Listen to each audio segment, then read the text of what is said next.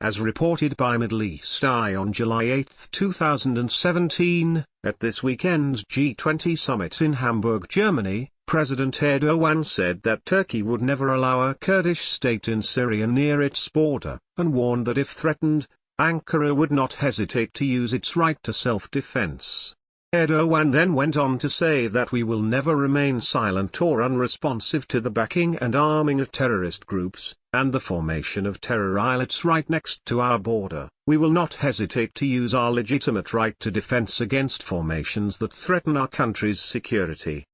As previously reported by alternative media, Erdogan considers the Kurdish people terrorists and a threat to Turkey's national sovereignty, going as far as to say that if the United States were to ever invite the Kurds to Middle East peace talks, the US might as well be inviting the Islamic State. Indubitably, Erdogan's statements this weekend were a direct condemnation of the United States' continual decision to arm and defend Kurdish forces in the region, especially considering the fact that he has also warned strategic NATO allies against supporting and arming the Kurdish people in the past. Erdogan specifically brought this issue up in front of world leaders at the G20 summit in anticipation of an impending Kurdish referendum for national independence, scheduled to take place later this year on September 25, 2017, as reported by Foreign Policy magazine on June 7, 2017, the referendum will attempt to establish Kurdistan as its own nation-state, officially replacing South Sudan as the world's newest country. In order to make this happen, the Kurdish people will essentially be voting to seize control of various portions of northern Iraq, including 3 regions claimed by Baghdad and the fiercely disputed territory of Kirkuk. These 3 regions would include Mukhma, Shingal, and Karnakin.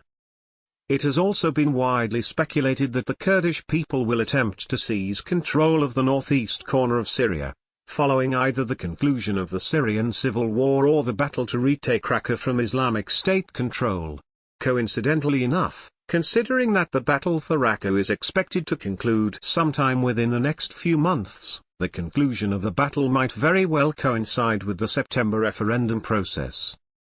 As the reporting from Foreign Policy magazine alludes to, though, Iraq considers the Kurdish referendum concerning, and in April, Ammar al-Hakim, president of Iraq's ruling coalition, warned the Kurds in particular about trying to separate Kirkuk, home to big oil deposits, from Iraq. This of course adds to the objections of Turkey, whom has essentially promised to wage war against the Kurds if they attempt to establish their own country along Turkey's southern border. However, despite all of this, the Kurds have no larger supporter, both economically and militaristically, than the United States, whom has been directly arming Kurdish forces for years now.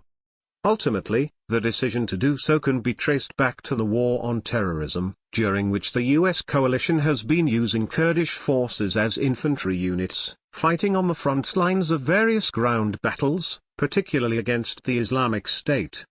Essentially, considering that the Kurds have been doing the majority of the dirty work to stomp out terrorism in the region, the United States sees fit to reward them for their loyalty and bravery with at least some of the territory that coalition forces are liberating from terrorist control.